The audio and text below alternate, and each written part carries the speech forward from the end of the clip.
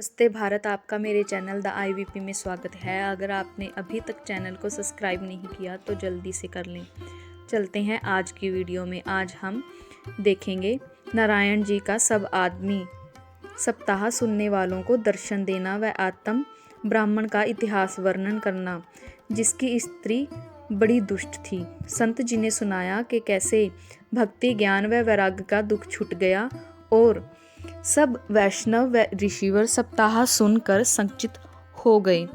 तब सांवली सूरत मोहिनी मूरत ने पीताम्बर ओढ़े, मुकुट व कुंडल जटायु पहने, केसर और चंदन का खोर माथे पर लगाए, उद्धवादी भक्तों को साथ लिए उस ज्ञान यज्ञ में सबको दर्शन दिए।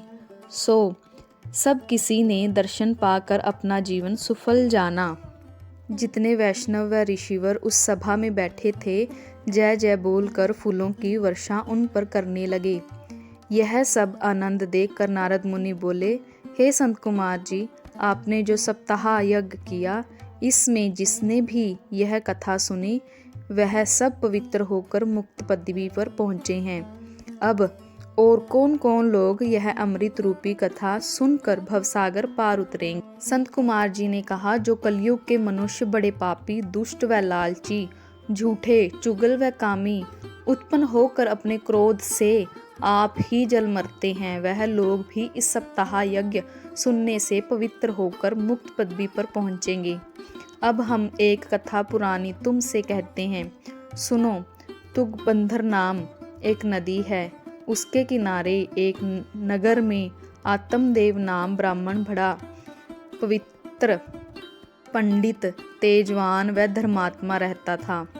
उस ब्राह्मण की स्त्री धुंधली नाम दिन रात मोह माया में फंसी रहकर अपने पति को दुख देती थी, पर वह ब्राह्मण ज्ञानी परमेश्वर की इच्छा इसी तरह समझकर उसी के साथ अपने दिन रात काटता था।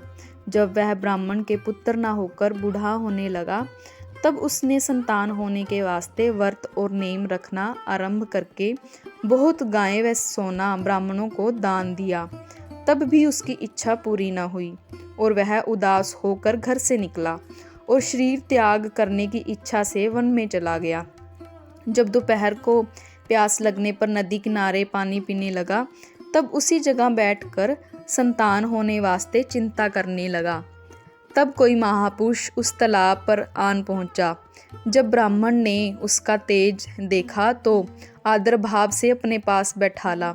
तब महापुरुष ने पूछा, कहो ब्राह्मण, इस तरह वन में क्यों उदास बैठे हो? तब ब्राह्मण हाथ जोड़कर बोला, मैंने पिछले जन्म में कोई पाप किए हैं, इसलिए मेरे पुत्र नहीं होता, जिसकी मुझे बड़ी चिंता है। जिसके बेटा ना हो उसे पितरलोक नरक जाते हैं। यही समझकर अपने प्राण देने आया हूँ। मैं ऐसा अभागी हूँ कि मेरी पाली गऊ भी बांझ है और मेरे लगाया वृक्ष भी फलता नहीं। जो फल बाजार से मोल लाता हूँ वह भी सूख जाता है। जब ब्राह्मण विलाप करने लगा, तब सन्यासी महात्मा महापुरुष उसे धीरे देकर बोले, मैं तेरे पुत्र होने पर विचार करता हूँ, तू उदास मत हो। फिर उस महापुरुष ने ब्राह्मण के हाथ की रेखा देखी और कहा, हे ब्राह्मण, तेरे भाग्य में संतान लिखी नहीं है, इसलिए 7 जन्म तेरे संतान उत्पन्न नहीं होगी। किसके वास्ते तुम अपना प्राण देते हो? संसारी माया सब झूठी होकर जगत में सिवाय दुख के कुछ नहीं मिलता। कलयुग में पुत्र से सबको सुख प्राप्त न होकर बेटा माता पिता को दुख देता है। ब्राह्मण, तू पुत्र की इच्छा छोड़कर हरि चरणों का ध्यान कर, इसमें तुझे बड़ा सुख मिलेगा। यह बात सुनकर ब्राह्मण ने कहा, महाराज, मुझे पुत्र के सिवाय कुछ ध्यान ज्ञान नहीं है, आप कृपया करके मुझे पुत्र दीजिए। यह दशा देखकर उसे समझा कर कहा, ब्राह्मण, संतान वास्ते राजा चित्रकेतु ने 10,000 रानी से विवाह किया, तब भी बेटे का सुख नहीं मिला। इसी तरह बहुत से राजा पुत्र की चाहना में ही मर गए। तब ब्राह्मण ने कहा, आप जितनी भी ज्ञान की बातें करते हैं मेरे मन में नहीं ठहरती। कृपा करके कोई ऐसा उपाय बताइए मेरे पुत्र हो जावे। इस तरह का हठ देखकर सन्यासी ने एक फल उस ब्राह्मण को देकर कहा, तू ये फल जाकर अपनी स्त्री को खिला दे, परमेश्वर की कृपा से तेरे पुत्र होगा। जब वह महापुरुष फल देकर वहाँ से चले गए, तब आत्मदेव ब्राह्मण घर आने पर वह फल अपनी स्त्री को देखकर कहा, इसे खाने से तेरे लड़का होगा। यह बात कहकर ब्राह्मण बाहर चले गए। तब एक सहेली उसकी आई और ब्राह्मणी ने उसे कहा, यह फल मेरे स्वामी ने पुत्र होने के वास्ते कहीं से लाकर मुझे दिया, पर मुझे यह नहीं खाना। तब वह फल उसने नहीं खाया और अपने पति से झूठ कह दिया कि मैंने फल खा लिया है। थोड़े दिनों में जब ब्राह्मणी की बहन वहाँ आई तो कहती है कि तुम बहुत उदास हो और बहुत दुबली हो गई हो। ब्राह्मणी कहती है कि मेरे पति ने लड़के वास्ते फल ला कर दिया था और मैंने नहीं खाया। जो वह पूछेंगे तो मैं क्या कहूँगी। तब ब्राह्मणी की बहन कहती है कि तू चिंता मत कर, जो मुझे पुत्र होगा वह मैं तुझे दे दूंगी और तू वह फल गाय को खिला दे। तब ब्राह्मणी खुश होती है और अपनी बहन को घर में छिपा लेती है। जब उसके पुत्र होता है तो वह ब्राह्मण को कहला भेजती है कि पुत्र हुआ है। जब ब्राह्मण आता है तो बहुत दान पुत्र के नाम पर देता है। तो ब्राह्मणी आत्मदेव ब्राह्मण से कहती है कि मेरे दूध नहीं होता, मेरी बहन के 6 महीने का बालक हो गया है, मैं उसे बुलाकर बच्चे को पाल लूँगी।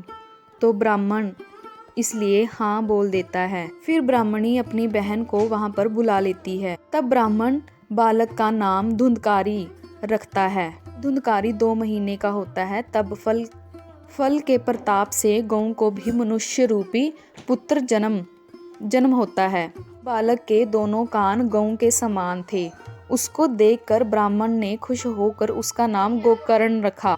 जब दोनों लड़के सियाने हुए तो गोकर्ण पंडित बुद्धिमान धर्मात्मा हुआ और धुंधकारी महामूर्ख अधर्मी व चोर हुआ। बर्तन कपड़ा ले जाकर बेच देता था और धुंधकारी अपने माता पिता को भी पीटता था। तब आत्मदेव ब्राह्मण ने यह हाल अपने बेटे का देखकर कहा कि इससे तो मैं बिना पुत्र अच्छा था, इस दुख से मर जाना अच्छा है। तब गोकर्ण कहते हैं कि हे पिता, संसार में सिवाय दुख के कुछ नहीं है। ने इस परमात्मा में ध्यान लगाया उसको सुख होता है। तुम स्त्री व पुत्र का मोह छोड़कर वन में जाकर परमेश्वर का ध्यान करो, तुमको सुख मिलेगा। संसारी मोह में फंसकर आदमी नरक में भोग करता है। जब ब्राह्मण को गोकर्ण की बात का थोड़ा ज्ञान हुआ तो वह वन में जाकर परमेश्वर का ध्यान करने लगा। वह कुछ दिनों बाद अपना तन त्याग दिया। तो दोस्तों, यह था अध्याय 4 का सार। आपको कैसा लगा लाइक, शेयर और कमेंट करके बताइए और आने वाली वीडियोस के लिए सब्सक्राइब करें। धन्यवाद।